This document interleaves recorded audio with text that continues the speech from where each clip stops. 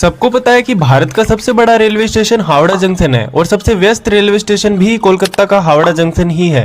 लेकिन दुनिया का सबसे बड़ा और व्यस्त रेलवे स्टेशन कौन सा है? दुनिया के सबसे बड़े रेलवे स्टेशन के बारे में जानने से पहले आपकी जानकारी के लिए बता दूं, जापान के टोक्यो शहर में स्थित शिंजुकु रेलवे स्टेशन दुनिया का सबसे व्यस्त रेलवे स्टेशन है। ये स्टेशन इतना बिजी है कि इससे बाहर निकलने के 200 रास्ते हैं और 36 लाख यात्री यहाँ से रोजाना ट्रेवल करते हैं।